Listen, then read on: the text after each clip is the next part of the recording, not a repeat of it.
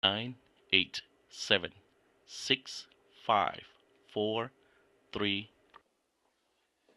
Bien, hermanos y hermanas, continuamos ahora con la lección que hemos estado estudiando. Estamos en la página 70 de nuestro sílabo y vamos a terminar esta lección y entonces entraremos al capítulo número 8 que tiene que ver con el falso profeta. Cuando tomamos nuestro receso, estábamos hablando sobre el deseo de introducir un currículo religioso en las escuelas públicas, que sería inconstitucional, específicamente si se trata de introducir un currículo cristiano, porque hay muchos en el país que no son cristianos. Eso sería establecer religión que prohíbe terminantemente la Constitución. También estábamos viendo que se iba a vincular la ley dominical con buenas causas. Creo que no leímos esta cita del Conflicto de los Siglos, página 574. Vamos a leerla aquí en la mitad de la página número 70.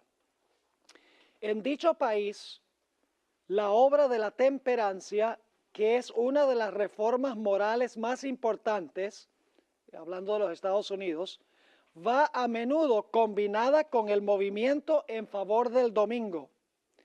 Y los defensores de este actúan como si estuviesen trabajando para promover los más altos intereses de la sociedad. De suerte que los que se nieguen a unirse con ellos son denunciados como enemigos de la temperancia y de las reformas. ¿Están entendiendo lo que están diciendo? Es decir, están a favor de una ley dominical y de otras causas que son buenas, y si uno no se une a las causas buenas, entonces dicen que uno está en contra de la moral. Sigue diciendo, pero la circunstancia de que un movimiento encaminado a establecer un error esté ligado con una obra buena en sí misma, no es un argumento en favor del error. Podemos encubrir un veneno mezclándolo con un alimento sano, pero no por eso cambiamos su naturaleza. Por el contrario, lo hacemos más peligroso, pues se lo tomará con menos recelo. Una de las trampas de Satanás consiste en mezclar con el error una porción suficiente de verdad para cohonestar aquel. Los líderes del movimiento en favor del domingo pueden propagar reformas que el pueblo necesita, principios que estén en armonía con la Biblia. Pero mientras mezclen con ellas algún requisito en pugna con la ley de Dios, los siervos de Dios no pueden unirse a ellos. ¿Está claro eso? Así que va a haber muchas buenas causas. Por ejemplo, ¿es una buena causa defender el matrimonio tradicional entre un hombre y una mujer? Pero ¿qué tal si esa causa se vincula con imponer el domingo como día de reposo? Ahí tenemos una causa buena combinada con una causa mala. No podemos unirnos a ellos. Porque si nos unimos a ellos, la gente va a pensar que estamos a favor de los dos puntos que ellos están defendiendo. Ahora, finalmente dice la hermana White que se le va a culpar al pueblo de Dios por todos los males que existen. Esto siempre ha sido el caso a través de la historia.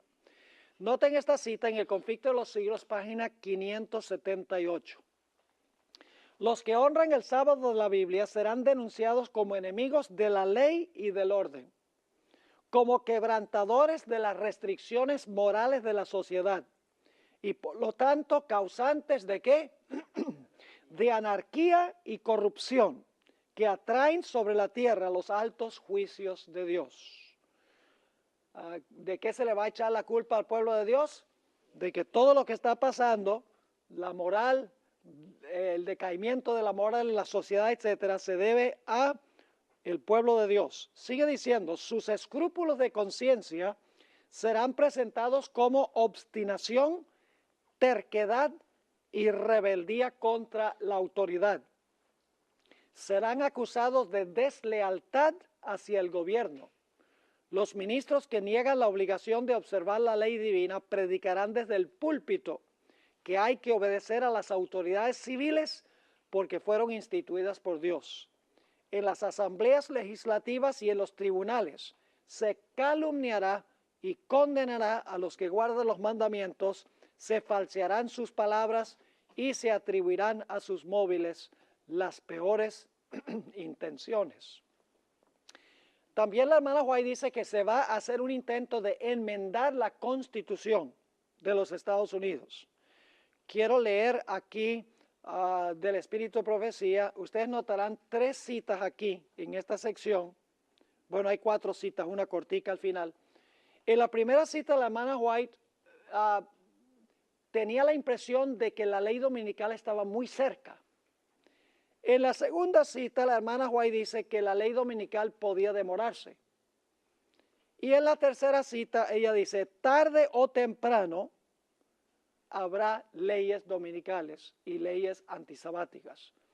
Así que, por lo que estaba pasando en su época, en la década de 1880, la hermana White sentía que la ley dominical estaba muy cerca. Pero como no se materializó, la hermana White dijo, tarde o temprano va a haber una ley dominical. Fíjense lo que dice en el tomo 5 de los Testimonios, página 665. Una gran crisis aguarda al pueblo de Dios. Una crisis aguarda al mundo. La lucha más portentosa de todas las edades está por producirse. Acontecimientos que durante más de 40 años nosotros, basados en la autoridad de la palabra profética, hemos declarado inminentes, se están cumpliendo ante nuestros ojos. Ya se ha urgido a los legisladores de la nación a estudiar la cuestión de una enmienda de la Constitución para restringir la libertad de conciencia. Ha llegado a ser de interés e importancia nacional la cuestión de imponer la observancia del domingo. Bien sabemos cuál será el resultado de este movimiento.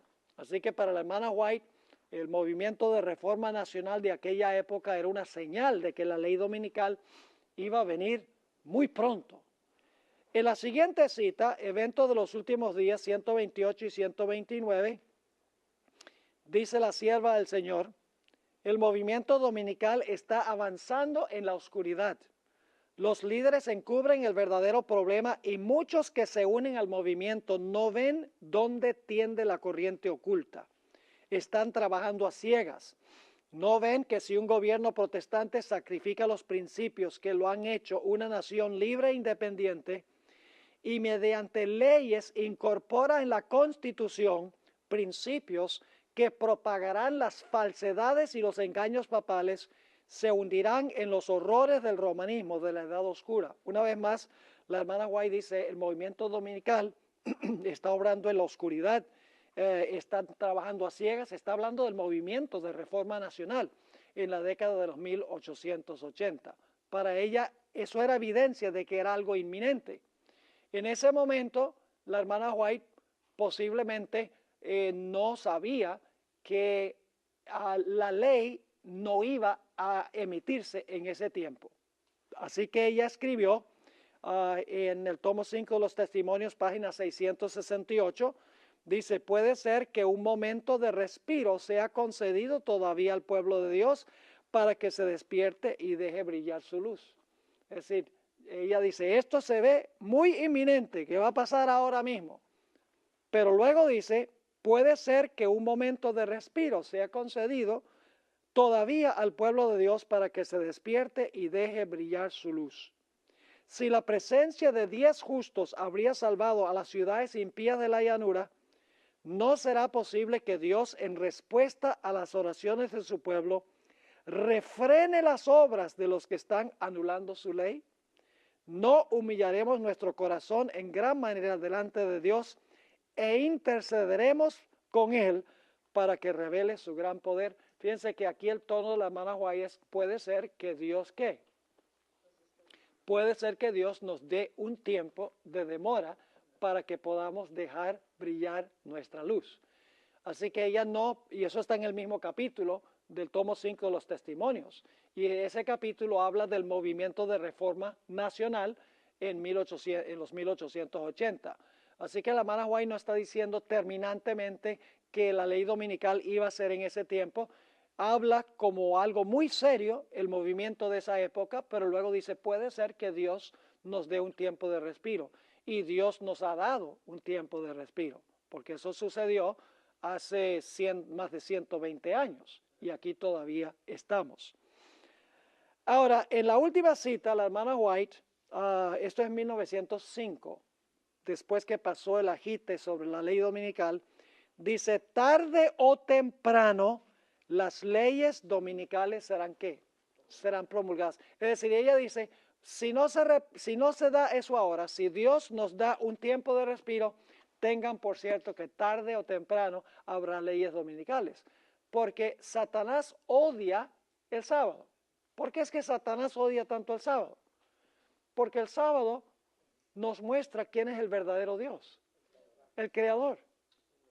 Si el diablo conservara el sábado, todo el mundo diría, bueno, el sábado nos apunta hacia Dios, el verdadero Creador, así que este tiene que ser un impostor. Así que Satanás tiene que implementar la señal de él, una señal que él creó, porque el sábado fue creado por Dios. Cuando guardamos el sábado, reconocemos al verdadero Dios. Satanás dice, no me conviene eso. Entonces yo voy a inventar un día que atraiga la atención a mí y atraiga la atención al poder que cambió el día de reposo del sábado al domingo. Ahora, la hermana White también dice que habrá leyes antisabáticas. No solo leyes dominicales, sino leyes antisabáticas. Note esta cita en Maranata, página 175. En la actualidad, la observancia del domingo no es una prueba, es decir, no es una prueba de nuestra fe, según dice ella. Vendrá el tiempo cuando los hombres no solo prohibirán trabajar en domingo, sino que tratarán de obligar a los hombres a trabajar en sábado y apoyar la observancia del domingo o perder su libertad y ¿qué más? Y su vida. Pero ese tiempo todavía no ha llegado, pues la verdad debe ser presentada más plenamente a la gente como testimonio. Ahora, ¿cuántas personas finalmente seguirán una ley dominical? ¿A dónde se implementará la ley dominical? ¿Solamente en los Estados Unidos? No. La hermana White repetidas veces enfatiza que la ley dominical es algo que se va a imponer a nivel global. Va a comenzar en los Estados Unidos y luego, por el ejemplo de los Estados Unidos, se va a proliferar a todo el mundo. Notemos algunas citas del Espíritu de Profecía. Testimonios para los ministros, página 37. El mundo entero será incitado a la enemistad contra los adventistas, porque ellos no rendirán pleitesía al papado, honrando el domingo, la institución de este poder anticristiano. Es el propósito de Satanás hacer que sean extirpados de la tierra, a fin de que nadie pueda impugnar su supremacía en el mundo. ¿Su supremacía dónde? En el mundo, dice el mundo entero. Finalmente va a ser incitado en enemistad contra los adventistas. En el libro Maranata, página 215, dice, se ha considerado a nuestro pueblo como demasiado insignificante para merecer atención. Sin embargo, se producirá un cambio. El mundo cristiano está adoptando una conducta que forzosamente hará que el pueblo que guarda los mandamientos sea noticia. Tenemos el ejemplo de Ben Carson. Los medios de comunicación, no los principales como ABC, NBC y CBS, CNN y Fox News, ellos todavía no habían conseguido esto, pero en algunos otros medios de comunicación se trajo a luz las creencias en cuanto al fin que tenía el doctor Carson. Y si él hubiera continuado con éxito en las primarias, indudablemente los grandes medios de comunicación hubieran presentado ante el mundo los conceptos que tenía el doctor Carson, que era que los adventistas van a ser perseguidos finalmente por sus convicciones religiosas, específicamente con respecto al sábado. Porque Carson había dado un sermón en Australia a donde él expresó su punto de vista sobre eventos finales y habló sobre la persecución final con respecto al sábado.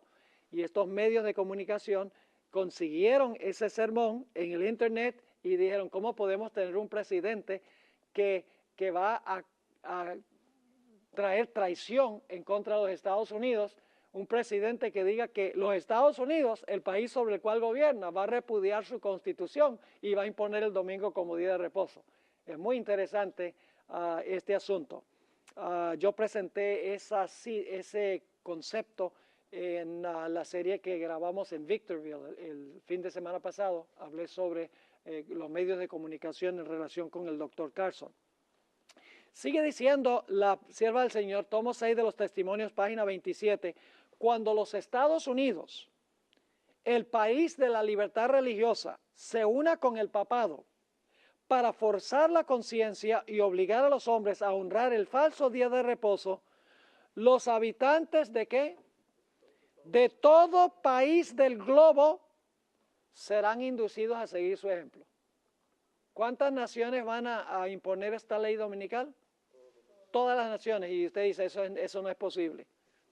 También los musulmanes que guardan el viernes. ¿Será posible eso? Los hindúes y los budistas que no tienen ningún día específico de reposo. ¿Será posible que esto suceda a nivel global? Si hay una crisis global, indudablemente habrá un día de reposo global. Todavía no hemos visto todos los desarrollos que van a llevar a eso, pero lo creemos porque la profecía lo dice. Voy a saltar por encima de la cita que encontramos en la mitad de la página. Sencillamente miren las partes que están en relieve. La hermana White habla del mundo cristiano como el teatro de los grandes eventos finales. Y luego dice, toda nación se verá ¿qué? Envuelta. La siguiente cita dice, naciones extranjeras seguirán el ejemplo de los Estados Unidos. Aunque ella encabezará el movimiento, la misma crisis recaerá sobre nuestro pueblo en todas partes del mundo.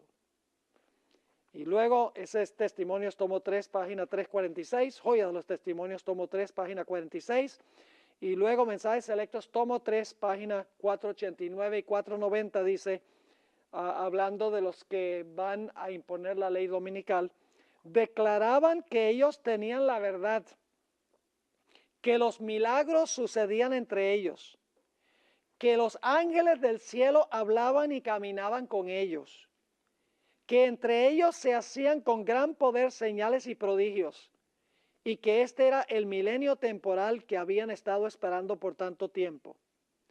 El mundo entero estaba convertido en armonía con la ley del domingo, pero este pueblo pequeño y débil estaba desafiando las leyes de la nación y la ley de Dios y afirmaban que eran los únicos justos que había sobre la tierra. Es decir, hay un pequeño remanente que dice que no vamos a seguir esta ley y el mundo entero dice que iba a estar en contra de ellos. Así que esta crisis no solo va a ser en los Estados Unidos, va a comenzar acá, pero luego se va a extender a todo el planeta. Ahora, ¿cuál debe ser la función de los pastores adventistas a la luz de todo lo que se encuentra en las profecías de Daniel 2, Daniel 7, Apocalipsis 12, Apocalipsis 13, Apocalipsis 17? ¿Cuál es la responsabilidad de los ministros adventistas en este tiempo? Hay esta cita muy significativa, Joya de los Testimonios, tomo 2, página 322. Está hablando nuevamente del movimiento de reforma nacional, lo que ocurrió en la década de los 1880.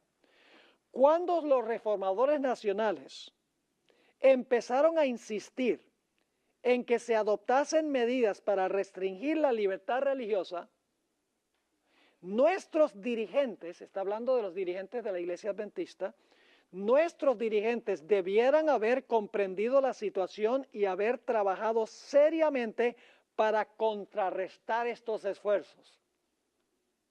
¿Qué deberían haber hecho los líderes de la iglesia? Hacer todo lo posible para contrarrestar los esfuerzos del movimiento de Reforma Nacional. Sigue diciendo, no concuerda con la orden de Dios que nuestro pueblo haya sido privado de la luz. ¿Quiénes estaban siendo privados de la luz? El propio pueblo de Dios. Es decir, no se estaba diciendo nada sobre eso entre el pueblo. no concuerda con la orden de Dios que nuestro pueblo haya sido privado de la luz, la verdad presente que necesita para este tiempo. No todos nuestros ministros que están dando el mensaje del tercer ángel comprenden realmente lo que constituye este mensaje. El movimiento de reforma nacional ha sido considerado por algunos como de tan poca importancia que no merece mucha atención, y hasta les ha parecido que si se la dedicasen estarían ocupando su tiempo en cuestiones ajenas al mensaje del tercer ángel.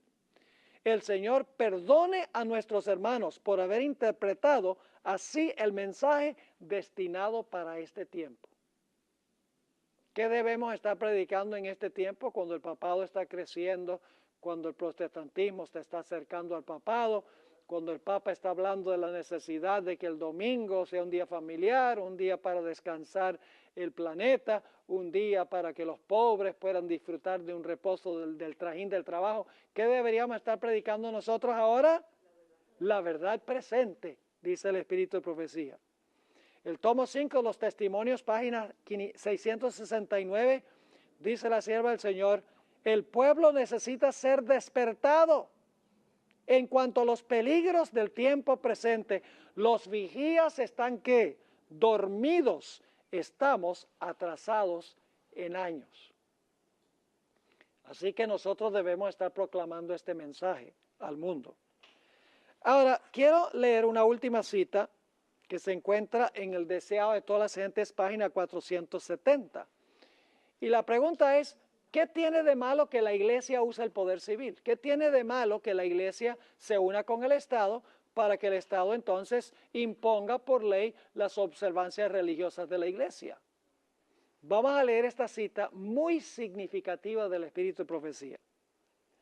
Dice la sierva del Señor: pero hoy hay en el mundo religioso multitudes que creen estar trabajando para el establecimiento del reino de Cristo como dominio temporal y terrenal. Desean hacer de nuestro Señor el rey de los reinos de este mundo, el gobernante de sus tribunales y campamentos, de sus asambleas legislativas, sus palacios y plazas. Esperan que reine por medio de promulgaciones legales, impuestas por autoridad humana. Como Cristo no está aquí en persona, ellos mismos quieren obrar en su lugar, ejecutando las leyes de su reino. El establecimiento de un reino tal es lo que los judíos deseaban en los días de Cristo. Habrían recibido a Jesús si él hubiese estado dispuesto a establecer un dominio temporal, a imponer lo que consideraban como leyes de Dios y hacerlos los expositores de su voluntad y los agentes de su autoridad. Pero él dijo: mi reino no es de este mundo. No quiso aceptar el trono terrenal.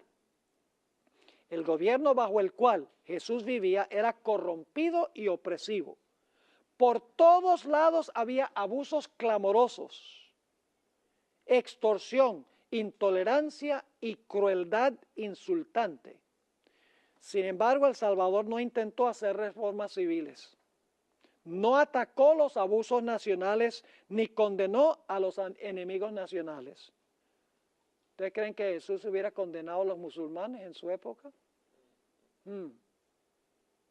Hoy en día es tendencia, entre muchos adventistas, condenar a los musulmanes, diciendo el gobierno debe ir y debe destruirlos allá.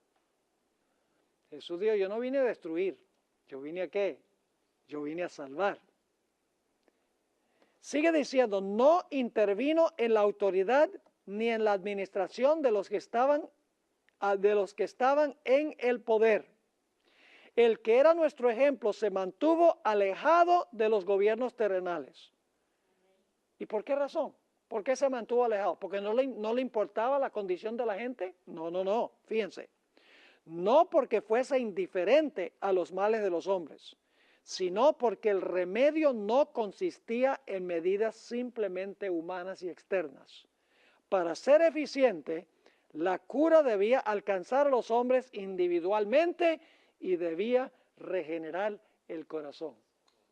¿Qué cambia la sociedad? ¿Leyes que imponen la moralidad? ¿Eso cambia la nación?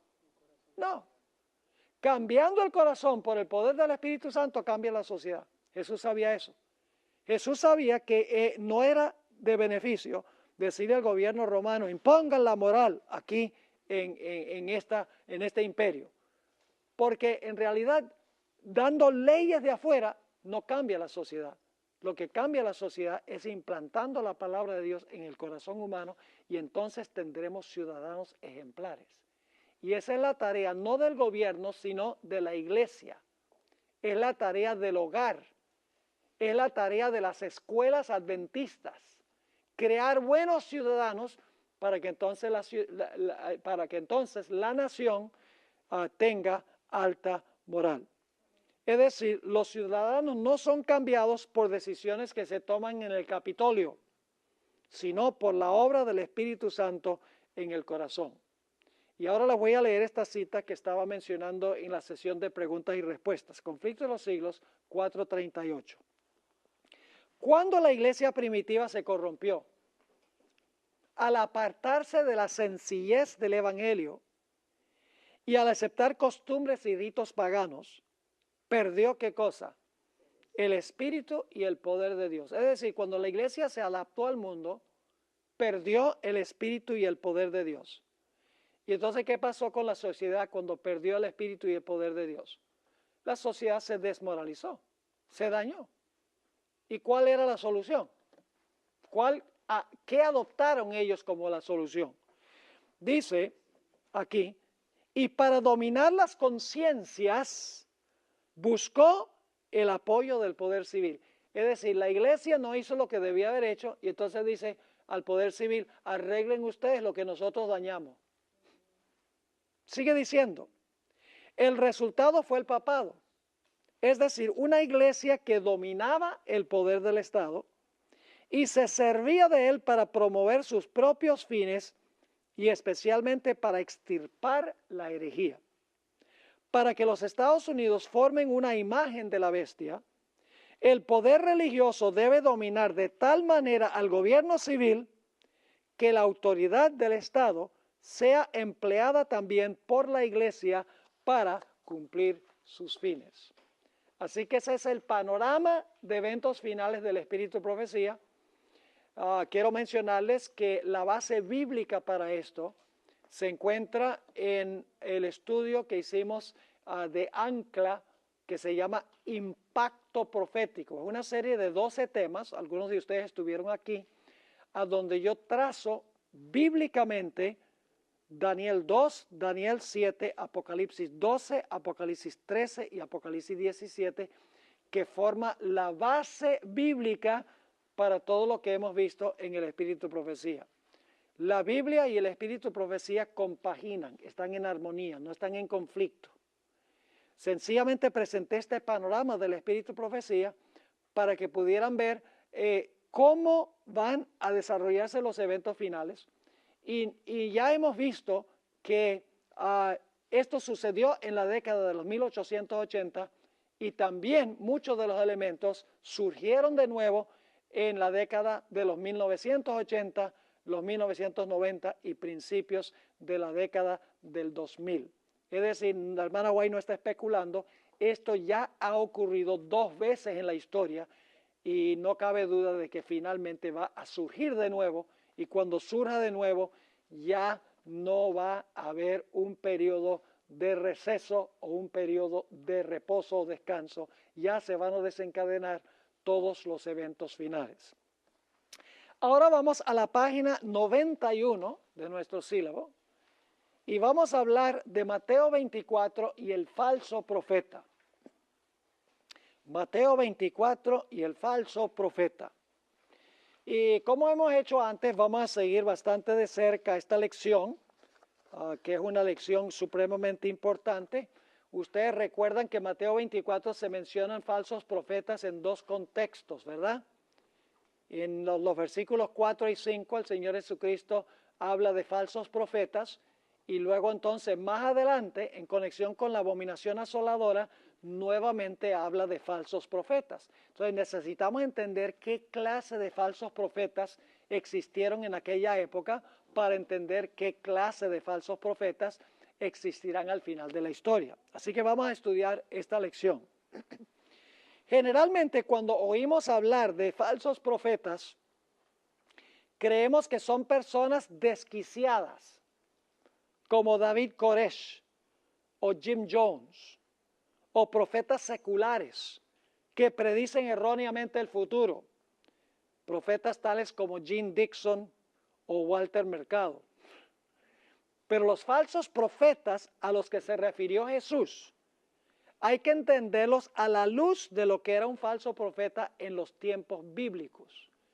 Es decir, los falsos profetas de Mateo 24 no son gente secular que predice con quién se va a casar Brad Pitt o con quién se va a casar un artista de Hollywood o a qué presidente van a asesinar. Esos no son los eventos que predicen los falsos profetas que se encuentran en Mateo, el capítulo 24. Vamos a notar en primer lugar que en Mateo 24 se menciona que en los tiempos finales va a haber falsos profetas. Mateo 24, 9 al 11 dice: entonces os entregarán a tribulación y os matarán, y seréis aborrecidos de todas las gentes por causa de mi nombre. Muchos tropezarán entonces. Fíjese que cuando viene la persecución, muchos van a tropezar, zarandeados, van a salir, van a abandonar la fe.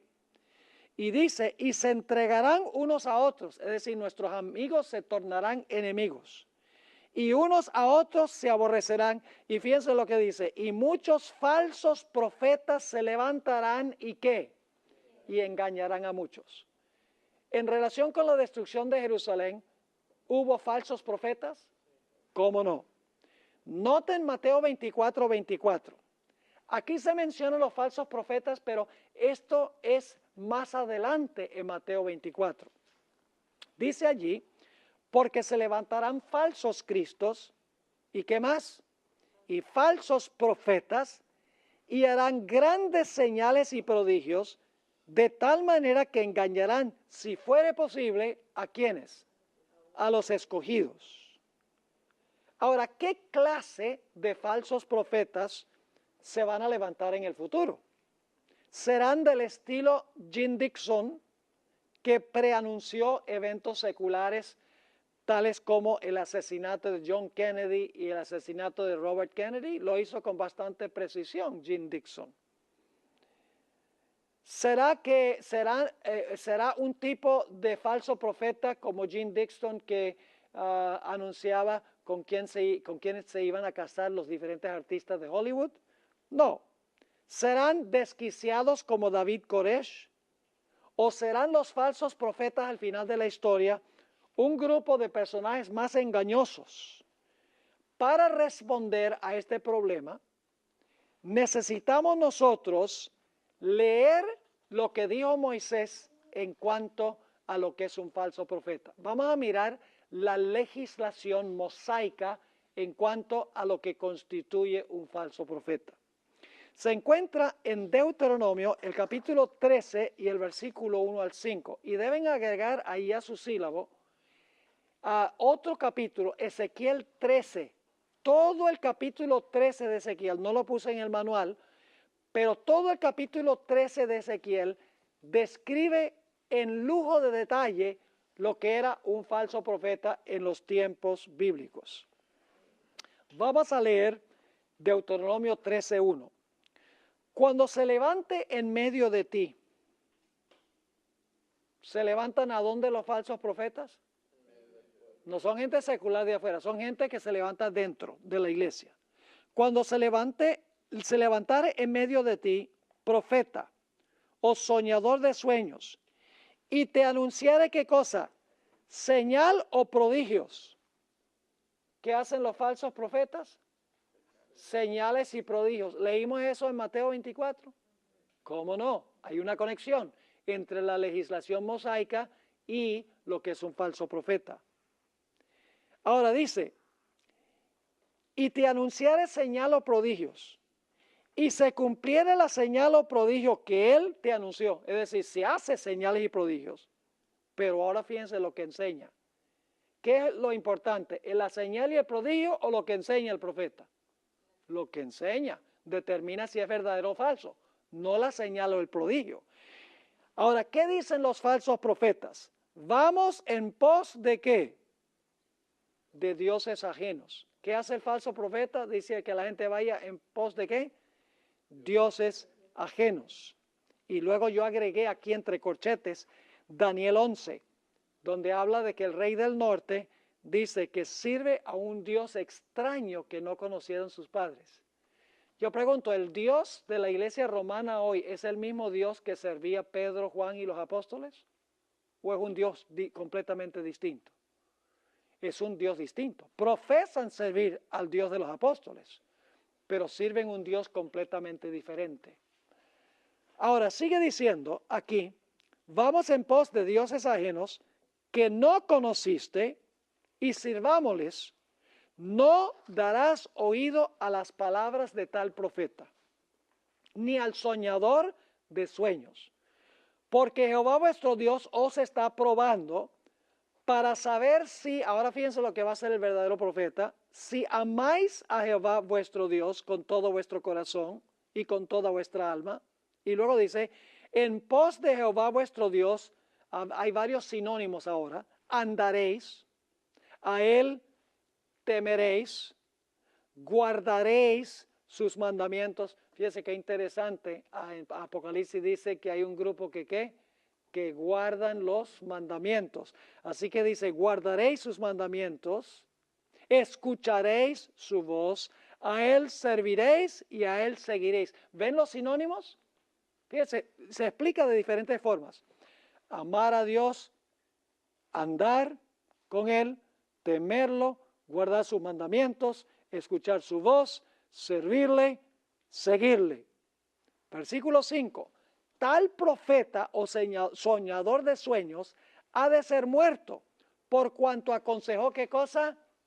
Rebelión contra Jehová, vuestro Dios, que te sacó de la tierra de Egipto y te rescató de casa de servidumbre y trató de ¿qué? ¿Qué hizo el falso profeta?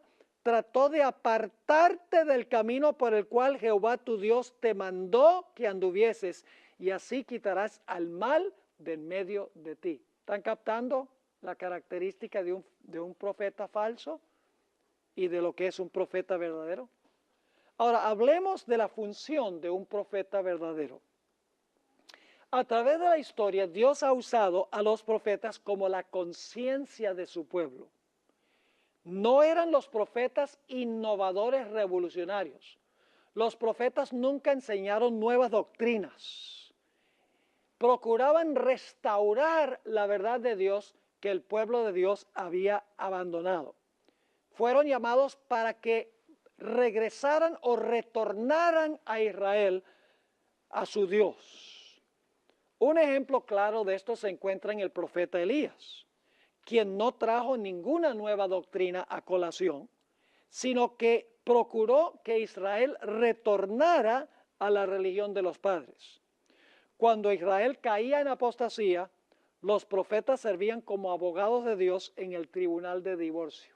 Es decir, los profetas decían a la gente, si ustedes no siguen al Señor, no retornan al Señor, el Señor está exigiendo un divorcio, porque ustedes se han convertido en ramera. Ahora, notemos claramente en la Biblia la función de un verdadero profeta. Jeremías 35 y el versículo 15. El verdadero profeta insta al pueblo a volverse de su mal camino. Jeremías 35, 15 dice, y envié a vosotros todos mis siervos los profetas, desde temprano y sin cesar, para deciros, volveos ahora, cada uno de vuestro mal camino. ¿Qué hace el verdadero profeta? Le dice a la gente que ¿qué? Que se vuelva de su mal camino y enmendad vuestras obras y no vayáis tras dioses ajenos para servirles. Y viviréis en la tierra que di a vosotros y a vuestros padres, mas no inclinasteis vuestro oído, ni me oísteis. Yo pregunto, al final de la historia, ¿la gente va a adorar a un falso Dios profesando que están adorando al verdadero Dios? ¿A quién van a adorar? La bestia y ¿qué más? Su imagen. ¿Esos van a ser cristianos que profesan adorar al verdadero Dios? Sí, pero están en realidad adorando a un falso Dios diciendo que están adorando al verdadero Dios. ¿Cómo no? Recuerden eso, porque vamos a volver a ese punto. Noten Jeremías 26, 4 al 6. Jeremías 26, 4 al 6. Les dirás pues, así ha dicho Jehová, si no me oyereis para andar en mi ley, ¿qué hace el verdadero profeta? ¿Le enseña al pueblo a qué?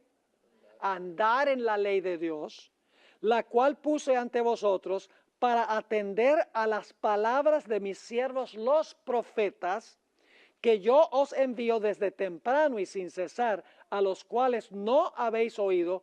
Yo pondré esta casa como silo, y esta ciudad la pondré por maldición a todas las naciones de la tierra. El verdadero profeta llama a la gente a qué? Andar en la ley y atender las palabras de Jehová.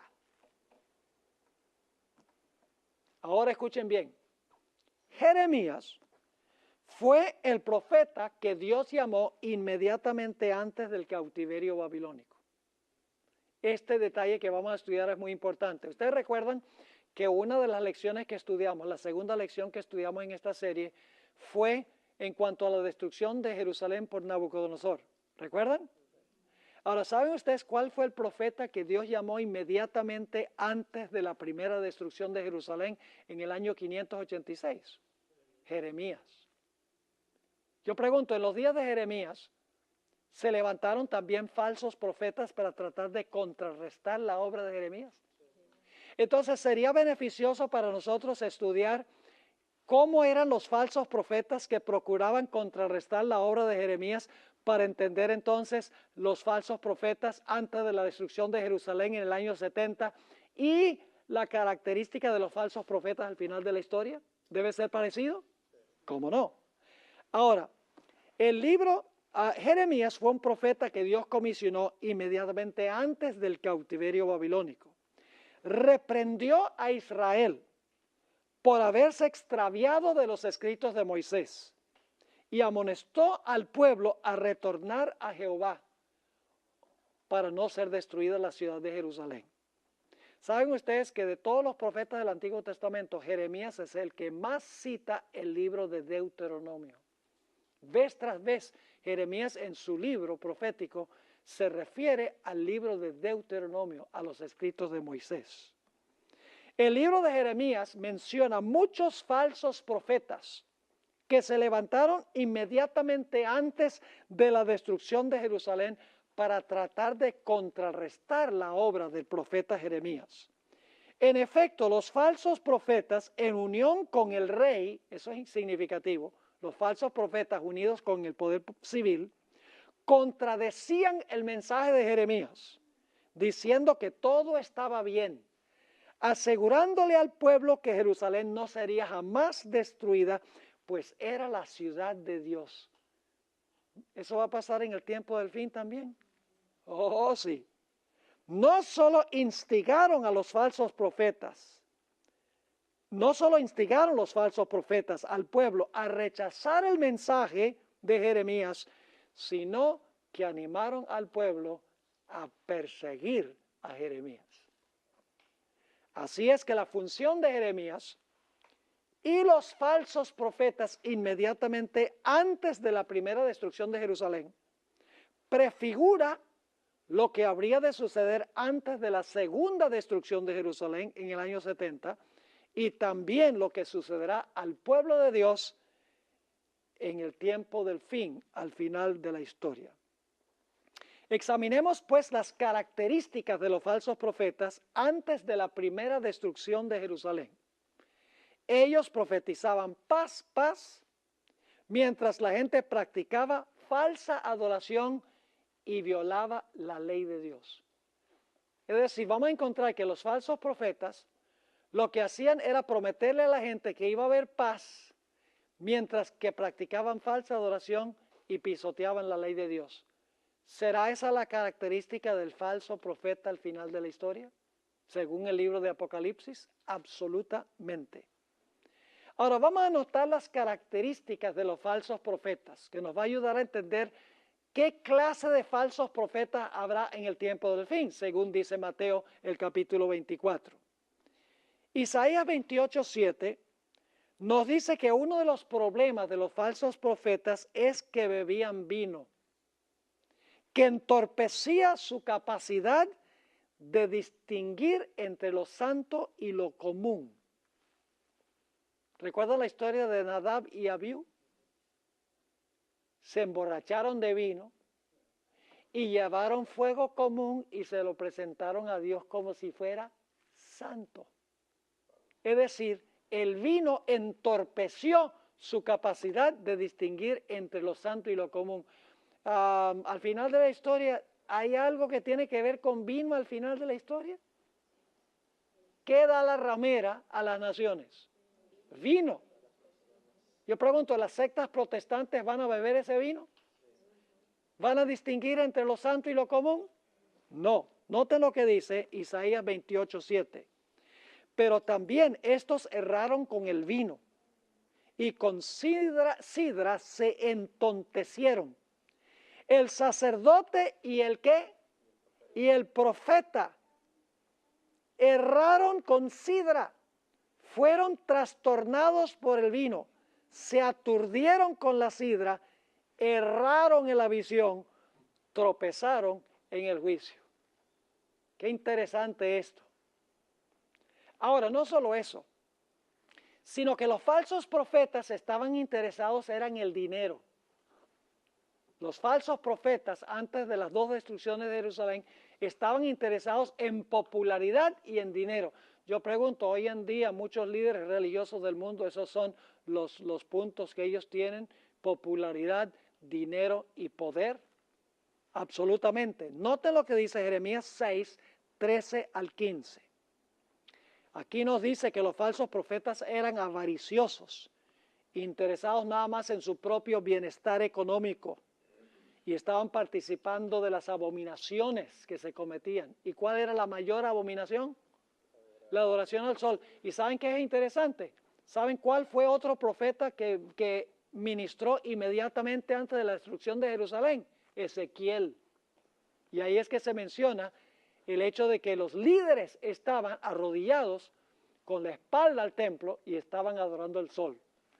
Ahora fíjense lo que dice Jeremías 6, 13 al 15. Porque desde el más chico de ellos hasta el más grande, cada uno sigue la ¿qué? La avaricia. Y desde el profeta hasta el sacerdote, todos son engañadores. Y curan la herida de mi pueblo con liviandad, diciendo que paz, paz, y no hay paz. ¿Qué clase de mensaje pronuncian los falsos profetas? Un mensaje blandito, un mensaje bonito. No se preocupen, todo anda bien. Este asunto de que un tiempo de angustia, una crisis grande, no se preocupen por eso, ese es alarmismo. Eso es lo que dicen los falsos profetas. Versículo 14, y curan la herida de mi pueblo con liviandad, diciendo paz, paz, y no hay paz. Se han avergonzado de haber hecho, ¿qué cosa? Oh, los falsos profetas cometen ¿qué? Abominación. Ciertamente no se han avergonzado, ni aún saben tener vergüenza. Por tanto, caerán entre los que caigan, cuando los castigue caerán, dice Jehová. Noten también Ezequiel 22, 25 nos dice que eran codiciosos y ambiciosos. Lo que querían era poder, lo que querían era dinero, lo que querían era influencia y popularidad. Ezequiel 22, 25 dice, hay conjuración de sus profetas en medio de ella. Como león rugiente que arrebata presa, devoraron ¿qué? Almas. Tomaron ¿qué más? Haciendas y ¿qué más? Y honra. Multiplicaron sus viudas en medio de ella. Es decir, saqueaban a las viudas también. Fíjense qué interesante las características de los falsos profetas. Esto va a caracterizar los profetas en el tiempo del fin. Ve, cuando Mateo menciona falsos profetas, no podemos quedarnos solo en Mateo 24, porque Mateo 24 es parte del contexto total de la Biblia. Tenemos que entender cómo define la Biblia falsos profetas, cuáles son sus características, y entonces vamos a saber qué clase de falsos profetas va a haber en el tiempo del fin y hubo antes de la destrucción de Jerusalén en el año 70. Ahora, otra característica es que los falsos profetas profetizaban paz, pero en desobediencia a Dios. ¿Eso va a pasar al final de la historia? ¿Paz en desobediencia? ¿Cómo no?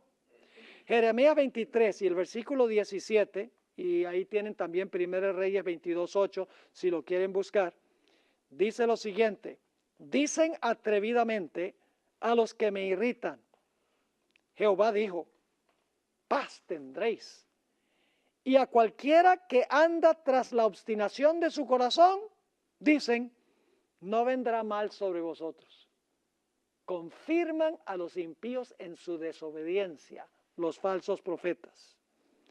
Encontramos aquí también en el Espíritu de Profecía, Review and Herald, noviembre 26, 1861, multitudes de maestros profetizan ¿qué? Cosas suaves. No ven causa alguna para alarmarse de la condición actual del profeso pueblo de Dios. El pueblo está dormido y los maestros, ¿qué cosa? Lo están también. Claman paz, paz. Y la multitud cree su informe y están tranquilos. ¿Está pasando eso posiblemente inclusive en nuestra propia iglesia? Es una pregunta que debemos hacernos, porque este no es tiempo de paz, mis hermanos y hermanas. Con lo que está pasando en el mundo, hay que clamar con voz en cuello. El clamor de Apocalipsis, el capítulo 18. Ahora, los falsos profetas profesaban hablar en nombre de ¿quién? En nombre de Dios. Estos no son profetas seculares que no profesaban religión, gente como Walter Mercado, no. Estos son gente que decían, nosotros somos fieles seguidores de Dios y hablamos es en nombre de Dios. Noten lo que dice Jeremías 14, 13 al 16. Y yo dije, Señor Jehová, he aquí que los profetas les dicen, no veréis espada, ni habrá hambre entre vosotros, sino que en este lugar os daré paz verdadera. Eso decían los profetas antes de la destrucción de Jerusalén en el año 70. Ya lo vimos, lo dijo Josefo. Me dijo entonces Jehová, falsamente profetizan los profetas ¿cómo? En mi nombre. No los envié, ni les mandé, ni les hablé.